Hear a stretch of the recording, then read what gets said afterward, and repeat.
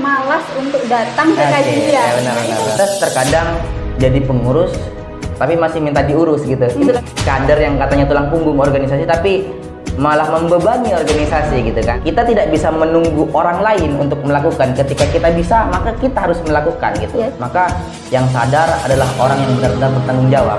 Makanya orang gila tidak dikatakan orang yang sadar karena dia tidak memiliki tanggung jawab. Hadir tapi seperti tidak ada. Kalau dalam bahasa Arab, wujuduhu ka'adamihi. Menurunkan apa yang dikatakan eksistensi pribadi kepada eksistensi organisasi. Waktu Kak Gandhi masih menjadi kader, Ya. Kak Gandhi itu diajari untuk mencuci piring. Sebenarnya senior-senior kita memberikan pendidikan-pendidikan. Diri ini merasa apakah saya babu di HMI gitu. Pernah memiliki rasa cinta saja kepada HMI. Jika sudah cinta maka dia militan di himpunan gitu.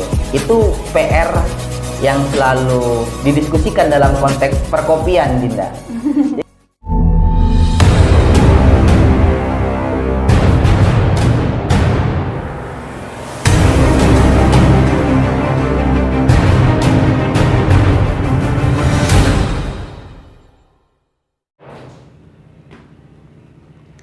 Assalamualaikum warahmatullahi wabarakatuh. Halo kawan cendekia, kembali di podcast Para Madinah dengan saya Iza Nurhani Firdausi. Dan kali ini teman-teman kita bersama dengan Kakanda Gandhi. Nah, perlu diketahui ya Kak Gandhi. Jadi Kak Gandhi ini dulu adalah Ketua Umum Para Madinah tahun 2018-19, benar ya? Benar. Nah, ya betul.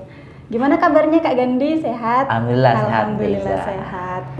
Kak Gandhi, kemarin kan ada salah satu tulisan yang sepertinya sempat viral nih tentang Viral ya? HMI. Iya, sempat viral itu dan saya juga baca dan sangat bagus. Nah, judulnya itu tentang memaksimalkan HMI sebagai filantropi pendidikan. Oke, benar. Iya. Jadi teman-teman nanti kalau penasaran langsung dicek di sini ya. Untuk Siap. editor tolong dimunculkan Wajib di sini. dibaca. Iya. Di sana Kak Gandhi membicarakan tentang peran HMI mengenai filantropi pendidikan. Kalau sepemahaman Iza, filantropi kalau disederhanakan itu berarti kedermawanan atau sosial yang tinggi kepada masyarakat di bidang pendidikan. Nah, itu arahnya Kak Gandhi kenapa bisa sampai membicarakan filantropi pendidikan di HMI itu bagaimana? Bisa diceritakan dulu. Oke, siap Iza. Terima kasih sebelumnya. Jadi tulisan saya itu terkait dengan filantropi pendidikan dan dikaitkan dengan HMI itu Iza, sebenarnya itu adalah gambaran besar dari bagaimana HMI hadir sebagai organisasi mahasiswa yang sudah bisa dikatakan organisasi mahasiswa tertua ya di Indonesia. Kegelisahan saya itu mau diangkat terkait dengan bagaimana HMI harus membaca ke depan terkait dengan fungsinya sebagai organisasi perkaderan gitu kan, dimana organisasi HMI itu menjadi canda di muka bagi kader-kadernya gitu kan, iya benar ya.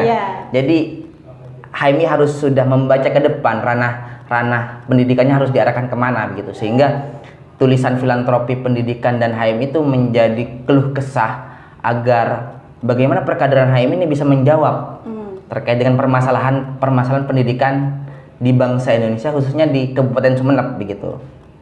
Jadi ini yang perlu kita gaungkan bersama sebagai kader HMI, bagaimana perkaderan HMI, bagaimana diskusi-diskusi HMI, bagaimana aksi nyata HMI itu terangkum dalam kacamata filantropi pendidikan itu sendiri, Deiza. Itu gambaran umumnya sih. Iya. Kalau menurut Kak Gandhi, di masanya Kak Gandhi sampai masa sekarang di Para Madinah sendiri nih, kita nggak perlu jauh-jauh mungkin ya. Kira-kira filantropi pendidikan dalam segi apa yang sudah teman-teman kader HMI Para Madinah implementasikan dalam kehidupan di komisariat? Oke, sebenarnya ketika kita berbicara filantropi pendidikan dan lebih khusus kepada organisasi HMI, maka saya bisa membagi kepada dua aspek ya. Itu yang internal dan eksternal. Pertama yang internal, maka filantropi pendidikan HMI itu harus diarahkan gitu kan, harus diarahkan kepada bagaimana fungsi kaderisasi di internal komisariat. Itu dalam kacamata filantropi itu bentuk dari kedermawanan loh. Iya betul. Ya tidak, ketika kabit-kabit, ketika pengurus-pengurus menghibahkan waktu, pikiran, biaya, dan tenaga itu untuk bagaimana mengayomi adik-adik. Bagaimana bisa berpublic speaking, berdiskusi, membaca buku, itu kan waktu yang diluangkan hanya untuk mengembangkan taraf pendidikan kader-kadernya, ya tidak? Iya. Itu sehingga dalam konteks yang internal, kaderisasi di internal komisariat kayak kajian mingguan, kajian malam Jumat, itu internal dalam konteks filantropi pendidikan HMI. Nah, yang kedua dalam konteks eksternal, maka filantropi pendidikan HMI yang sudah dicanangkan ataupun yang sudah diimplementasikan di zamannya saya itu banyak hal. Ketika kita sebagai kader HMI melaksanakan seminar terkait dengan bagaimana seminar kepemimpinan HMI, seminar terkait dengan public speaking, seminar terkait dengan broadcasting, itu bagian dari apa? Mengembangkan pendidikan itu kan, mengembangkan keterampilan ataupun keilmuan bagi orang yang di luar HMI.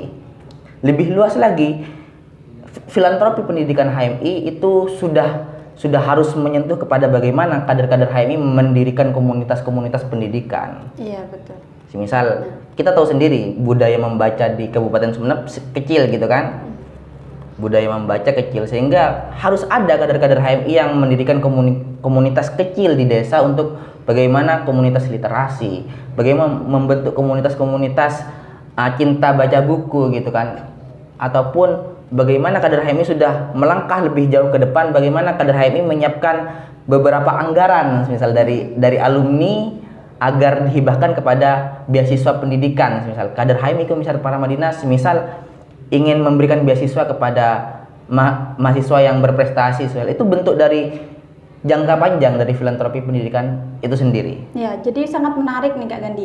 Tadi menyebutkan Kak Gandhi salah satu contoh kecilnya adalah kajian mingguan yang ada di komisariat, entah komisariat manapun termasuk di Paramadina juga. Tetapi ada permasalahan sederhana yang itu memang sangat penting sebenarnya, seperti halnya teman-teman kader yang malas untuk datang ke kajian. Benar, itu benar. sama saja kan, kalau bisa Iza menafsirkan, tidak menjunjung tinggi filantropi pendidikan. Nah, cara mengatasi hal tersebut itu gimana Kak Gandhi? Ini mungkin yang senyum-senyum di rumah ini berarti pernah tidak menghadiri kajian. Siap Deza. Jadi memang banyak permasalahan terkait dengan kesadaran berpikir gitu kan. Jadi memang filantropi pendidikan itu harus benar-benar muncul dari hati nurani gitu. Kita terkadang jadi pengurus tapi masih minta diurus gitu. Itu kan lucu. Kita sudah jadi kader yang katanya tulang punggung organisasi tapi malah membebani organisasi gitu kan. Makanya dalam konteks filantropis pendidikan itu pada akhirnya siapa yang sadar, dia yang harus melakukan aksi nyata gitu. Kita tidak bisa menunggu orang lain untuk melakukan. Ketika kita bisa, maka kita harus melakukan gitu. Ya, jemput bola gitu ya. Jemput bola. Jadi ketika ada permasalahan kajian nih, tidak ada yang hadir ataupun kesadarannya rendah, siapa yang paling concern di sana gitu? Kalau Kabid PA-nya tidak sadar, ya sudah, PTKP lepas tangan. Tidak seperti itu dalam konteks filantropi pendidikan. Siapa dia yang paling dermawan, yang paling mau menghibahkan waktu dan pikirannya untuk himpunan, itu yang bisa dikatakan sebagai filantropis. Maka orang yang dermawan, yang meluangkan waktu, pikiran, tenaga, itu dikatakan filantropis, Deza. Maka kuncinya dalam konteks kajian ataupun permasalahan HMI berkaitan dengan filantropi pendidikan, maka yang sadar adalah orang yang benar-benar bertanggung jawab. Makanya orang gila tidak dikatakan orang yang sadar karena dia tidak memiliki tanggung jawab. Dia bebas melakukan apa saja gitu kan. Oke, gitu aja Diza. Kalau bisa dimaknai secara kasar ya teman-teman mungkin bisa mengerti maksudnya. Benar ya. Ya kan? Jadi orang yang tidak sadar jangan dikatakan orang gila ya dalam konteks pengurus. Bisa diartikan sendiri lah seperti apa ya. Nah, Kak Gandhi, ini juga menarik Kak Gandhi. Kalau misalkan nih teman-teman Paramadina, khususnya nih ya kita berbicara tentang Paramadina, sudah kembali ke kajian tadi, sudah mau hadir ke kajian tapi hanya sekedar untuk hadir selfie bikin story, itu kan sedikit tidak mengenakkan. Hadir tapi seperti tidak ada. Kalau dalam bahasa Arab wujuduhu ka'adamihi, adanya seperti tidak ada. Mereka tidak aktif, atau mungkin Iza pernah juga tidak aktif di kajian, hanya sekedar datang dan hanya mengisi kekosongan, itu kan kurang juga. Sedangkan di HMI itu kita diajari untuk menjadi mahasiswa atau manusia yang akademis, Jadi bisa berpikir kritis, bisa belajar mengemukakan pendapat. Gimana itu Kak? Oke, jadi sebenarnya dalam konteks kacamata milenial gitu ya, kebutuhan untuk eksistensi itu lebih besar gitu kan. Makanya ketika kader-kader HMI itu hanya sekedar alhamdulillah santunan anak yatim nih gitu ataupun alhamdulillah kajian mingguan gitu kan dengan statusnya, tapi substansi yang didapat sebagai peserta kajian itu tidak dapat gitu kan. Itu bisa dikatakan sebagai hal yang wajar sebenarnya dalam konteks taraf yang lebih tinggi, nantinya itu harus dihilangkan gitu. Tapi dalam konteks awal mula pasti orang ingin eksistensi gitu. Oh ternyata Deiza jadi pemateri kajian, kadang kebutuhan untuk mengupload sebagai pemateri tinggi juga gitu kan. Eksistensi itu juga perlu sebenarnya. Perlu sebenarnya, asal dalam konteks yang lebih tinggi nantinya gitu kan, kita harus sudah menurunkan apa yang dikatakan eksistensi pribadi kepada eksistensi organisasi gitu. Jadi ada eksistensi organisasi hanya kepentingan diri sendiri. Oh Deiza pintar, Deiza ini. Tapi eksistensi yang lebih besar, HMI harus dalam kacamata organisasi lain, oh ternyata HMI Paramadina aktif dan orang-orangnya pintar, berkualitas gitu. Jangan sampai kajian rutin tiap minggu gitu kan Deiza, tetapi ketika dihadapkan kepada realita ternyata dia kaku dalam berbicara, dia pemalu dalam mengemukakan pendapat. Apa hasilnya kajian mingguan gitu kan? Itu makanya filantropi pendidikan harus diarahkan kepada bagaimana ada ujung tombak terkait dengan penyelesaian terhadap kekurangan kompetensi dari kader-kader HMI. Iya, bisa jadi ingat Kak Gandhi dulu teman-teman, kawan cendekia, dulu Kak Gandhi pernah bercerita ke Iza bahwasanya waktu Kak Gandhi masih menjadi kader, Kak Gandhi itu diajari untuk mencuci piring, diajari untuk nyapu-nyapu, padahal itu tidak termasuk pada tujuan kita ber-HMI secara kasat mata gitu ya. Kok ya saya disuruh seperti ini, tapi ternyata menurut Kak Gandhi itu di sana sebenarnya senior-senior kita memberikan pendidikan secara tidak langsung. Ya. Itu Kak Gandhi gimana ketika pertama kali yang biasanya di rumah biasa tidur, biasa makan ataupun tidak pernah cuci piring sama sekali, tiba-tiba ketika berorganisasi yang seharusnya kita yang biasanya diberi buku dan bacaan tiba-tiba disuruh cuci piring. Gimana itu Kak? Pasti kaget dong ya. Asli Deiza sangat berbeda gitu. Di rumah saya begitu nyamannya bilang, mama minta tolong cucikan piring, cucikan baju gitu kan. Ternyata ketika di HMI, minta tolong belikan ini, belikan itu, cuci ini, cuci itu. Terkadang diri ini merasa, apakah saya babu di HMI gitu.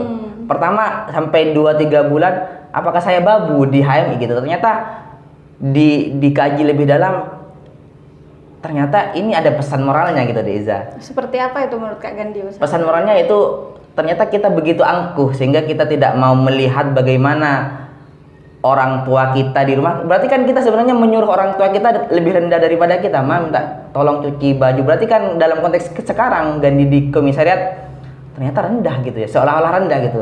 Tetapi apa yang lebih besar? Artinya pesannya bagaimana kontribusi pengurus kader kepada himpunan tidak hanya sekedar membaca buku dan berdiskusi. Orang di HMI kalau pintar semua Deiza, tidak mungkin ada LK1 karena tidak ada yang masak gitu kan. Tidak ada yang jaga sepeda motor, tidak ada dan lain sebagainya. Maka menjadi sesuatu hal yang begitu dilema ketika HMI hanya membaca buku dan berdiskusi tetapi tidak mau mencuci piring dan lain sebagainya. Maka pendidikannya, penekanannya lagi di pendidikannya itu, maka ego kita sebagai kader harus menurunkan ego gitu. Itu pesannya. Sabar juga ya. Iya benar. Karena ketika kita egonya tinggi, pasti tidak akan mau melakukan hal-hal yang di dapur, masak dan lain sebagainya. Itu dirinya merasa ngapain di dapur gitu. Tetapi kalau sudah mau menurunkan egonya gitu, dalam konteks pendidikan ini bisa masuk kepada pendidikan karakter Deiza. Iya betul. Maka kadang orang begitu congkak gitu kan. Makanya harus ditempa kepada hal-hal yang bagaimana menurunkan ego pribadi dan ego individualis gitu. Sehingga kepentingan organisasi harus dikedepankan daripada kepentingan individu. Seperti Deiza. Bisa dikatakan HMI memberikan dampak besar kepada Kak Gandhi. Bukan hanya yang besar tapi mulai dari hal-hal yang paling kecil. Iya benar. Karena tidak ada hal yang besar ketika tidak dimulai dari hal yang kecil. Berarti berakit-rakit ke hulu, berenang-renang ke tepian. Iya, dan itu saya rasakan ketika saya sudah jadi ketua umum gitu ya. Ternyata biar tuh nggak usah nyuci piring, nggak usah nyuci apa, biar adinda-adindanya. Loh, kok dulu saya sering-sering, ternyata adinda-adinda sudah sadar gitu. Masa ketua mau nyuci piring? Tapi kembali lagi, kalau dalam prinsip kepemimpinan dia harus di paling depan gitu kan. Ketua ataupun pemimpin harus di paling depan. Ketika anggotanya itu cuci piring, kalau bisa membantu kenapa tidak gitu. Jangan rasa saya sudah ketua umum, masa saya masih cuci piring, masa saya harus menurunkan banner, tidak gitu. Sehingga ketika pun menjadi ketua umum, Deza, saya diuji lagi dalam konteks ego gitu. Seolah-olah saya seperti raja yang berdiri dan kamu cuci piring ya, kamu beli bolpen, kamu beli spidol untuk LK1. Tidak gitu. Tetapi ketika menjadi pemimpin harus juga sama gitu. Antara pemimpin dan pengurus yang di bawahnya yang mungkin bisa disuruh sama saya itu terkadang ada rasa untuk nunjuk-nunjuk gitu. Ternyata ini diuji lagi saya sebagai ketua umum, harus turun lagi gitu. Gitu Deza. Banyak sekali saya dibentuk oleh himpunan ini gitu. Sekarang Kak Gandhi kan sudah lulus nih dari S1 dari perguruan tinggi. Yang sedang Kak Gandhi geluti saat ini apa? Kan sekarang di Paramadina sudah tidak lagi berproses gitu kan. Jadi sudah demisioner ya. Saya sudah demisioner tahun 2020 kemarin. Dan selama 1 tahun ini, apa karena basic saya memang lebih kepada akademisi daripada praktisi dan lain sebagainya, maka kemarin di bulan Februari dan Maret pernah 1,5 bulan menempuh di Pare gitu kan, menempuh di Pare untuk mengejar TOEFL, Deza. TOEFL, walaupun dalam tanda kutip sedikit melenceng lah setelah itu karena ada fokus lain di HMI. Dan doakan saja Deza, semoga kita doakan teman-teman. Apa ini ya, doakan aja. Semoga intinya Paramadina menjadi salah satu komisariat yang diperhitungkan lah. Amin. Dengan adanya hal-hal yang bisa dikatakan apa ya, saya juga malu mau bicara sebenarnya. Tetapi intinya Paramadina harus menjadi sesuatu hal yang melahirkan banyak tokoh gitu, dan saya juga menginginkan itu. Sehingga apa yang sudah dilakukan saya, maka setelah demisioner dari HMI saya tetap harus membaca buku, harus berdiskusi, harus selalu ada target. Dan target kemarin memang fokus kepada pencalonan saya sebagai ketua umum HMI cabang Sumeneb, dan itu sangat perlu dimaksimalkan gitu. Itu sih target 2022 juga, mungkin itu bagaimana HMI Paramadina dengan kandidat ketua umum saya harus menjadi trendsetter dalam konteks perkembangan intelektual di Kabupaten Sumeneb gitu. Itu berarti sebagai salah satu implementasi dari filantropi pendidikan yang Kak Gandhi dapatkan dari HMI, khususnya dari Komisariat Paramadina. Terakhir nih Kak Gandhi, pesan untuk teman-teman HMI di seluruh Indonesia, khususnya untuk HMI Komisariat Paramadina di Kabupaten Sumeneb. Jadi kalau pesan untuk kader HMI, yang pertama mungkin ya Deza, yang pertama intinya dia memiliki rasa cinta saja kepada HMI. Karena dalam konteks berhimpun ini kan membutuhkan tenaga, pikiran, waktu yang begitu banyak harus diluangkan gitu. Maka pesan yang pertama, cinta saja. Bagaimana memupuk rasa cinta kader-kader kepada himpunan. Itu menjadi PR sebagai individu kader itu sendiri, dan bagaimana pengurus menanamkan kecintaan kepada adinda-adindanya agar cinta kepada himpunan. Maka ketika sudah tercapai kecintaan kepada himpunan, maka yang kedua akan tercapai juga, yaitu militansi. Ketika sudah cinta, maka dia militan di himpunan begitu. Dia bisa membaca buku, dia bisa berdiskusi, dia bisa menjadi kepanitiaan. Nah, ketika sudah militansi ada, maka yang ketiga juga tercapai, yaitu cita-cita HMI. Kalau sudah militansi, apa yang dikhawatirkan dari cita-cita HMI? Insan akademis sudah, karena sudah militan gitu kan. Insan pencipta sudah, karena dia sudah mau mengorbankan waktu dan tenaga gitu. Setelah tujuan HMI selesai, tetapi selesainya tidak dalam konteks yang stagnan, maka harus terus berlanjut begitu. Sehingga ketika sudah ada kecintaan, sudah akan muncul militansi. Ketika militansi, seharusnya sudah ada tercapai beberapa tujuan insan cipta HMI. Dan itu PR yang selalu didiskusikan dalam konteks perkopian, Dinda. Jadi cuman berbicara cinta, militansi, dan tujuan HMI, 3 aspek ini yang dalam beberapa diskursus bisa tercapai. Dalam konteks yang lain harus mencapai target-target yang lebih besar, jangan puas diri. Intinya itu Dinda. Ya, untuk mencapai hal tersebut tidak apa-apa, misalkan kita sedikit dipaksa. Iya benar, bahkan ada slogan kan HMI, Pakusa gitu kan. Gimana? Paksa usaha sampai gitu. Itu bentuk dari ketika kita hanya yakin gitu kan, kita yakin, tetapi ketika kita tidak ada usaha dan tidak ada keyakinan kepada tujuan, tidak akan sampai. Maka ada slogan Pakusa, kata bahkan abang-abang itu Pakusa, paksa gitu, sehingga benar bisa karena terbiasa. Saya dulu ketika berbicara public speaking di IZA, ini keringat sampai ke tubuh-tubuh waktu menjadi ketua panitia LK1 pertama kali. Tapi kalau sudah dilatih, dipaksa sama abang-abang saya, ternyata kok begitu lancar gitu. Sehingga benar harus dipaksa, dan dipaksa itu juga dalam konteks kebaikan. Iya, betul. Dan kader itu harus sadar gitu, ketika dia dipaksa jangan merasa kok tega kamu Kak gitu kepada saya. Saya kan tidak terbiasa. Maka memang kesadaran dipaksa untuk kebaikan itu harus ditanamkan juga, sehingga tidak ada yang katanya kader yang manja, kader yang minta diayomin terus, pengurus yang minta diayomin, padahal sudah ada jadi pengurus, kan lucu gitu kan. Sehingga terkadang zona nyaman itu membunuh kita lebih cepat gitu. Ya tidak? Hati-hati dengan zona nyaman. Hati-hati dengan zona nyaman. Makanya kita harus bisa melampaui apa yang dianggap kita bisa gitu. Itu penting. Ya, karena mengenai hal dipaksa itu sepertinya semua kader merasakan Kak Gandhi.